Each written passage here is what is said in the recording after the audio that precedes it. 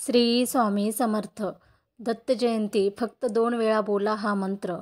नमस्कार मित्रांनो, तुमचे स्वागत आहे. श्री सद्गुरू श्री स्वामी समर्थ. 26 डिसेंबर मंगळवार आणि या दिवशी आलेली आहे दत्त जयंती. मित्रांनो, या दिवशी भगवान दत्तात्रेयांची उपासना केल्यास मनुष्यास बुद्धी, ज्ञान आणि बलाची प्राप्ती होते. शत्रुबाधा सुद्धा दूर होतात. या दिवशी भगवान दत्तात्रेय यांचा मंत्र नक्की बोलावेत. या मंत्राचा जप, त्यांची साधना अवश्य करावी. आपल्या घरात जर स्फटिकांची माळ असेल तर त्या स्फटिकांच्या माळेने आपण जप करावा. यामुळे आपल्या जीवनातील मोठ्यात मोठी संकटे, सर्व बाधा, अडचणी नक्की दूर होतात. मित्रांनो, दत्त भगवान आपल्या भक्तावर आलेली कोणतीही संकटे तात्काळ दूर करतात.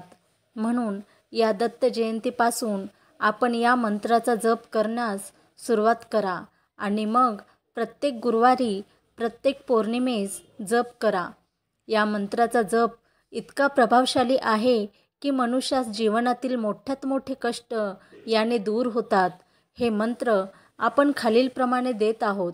या मंत्राचा आपण जप कमीत कमी 1 माळ म्हणजेच 108 वेळा अवश्य करा. याची अनुभूती तुम्हाला नक्की जाणवेल. सर्वप्रथम भगवान दत्तात्रेयांचा महामंत्र आहे, तो म्हणजे दिगंबरा दिगंबरा श्रीपाद वल्लभ दिगंबरा.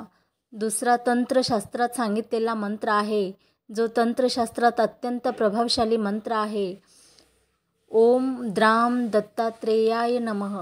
आणि तिसरा मंत्र आहे, तो आहे दत्त गायत्री मंत्र, ओम दत्तात्रेयाय विद्महे अवधूताय धीमहि तन्नो दत्तः प्रचोदयात.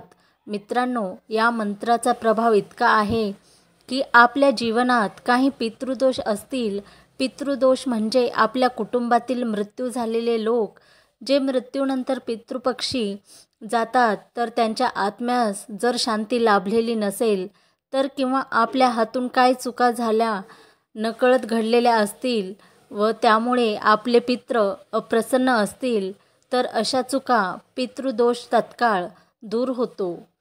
आपले जीवनातील सर्व समस्या आहेत त्या सर्व दूर होतात व आपल्या जीवन आनंदमय व सुखमय बनते. मित्रांनो, तुम्हाला सर्वांना दत्त जयंतीच्या हार्दिक शुभेच्छा. श्री स्वामी समर्थ. तुम्हाला जर ही माहिती आवडली असेल तर व्हिडिओला लाईक करा आणि चॅनलवर नवीन असाल तर चॅनलला सबस्क्राईब करायला विसरू नका आणि बेल आयकॉनची घंटी दाबा, जेणेकरून नवनवीन व्हिडिओ सर्वात आधी तुम्हाला पाहायला मिळतील. धन्यवाद.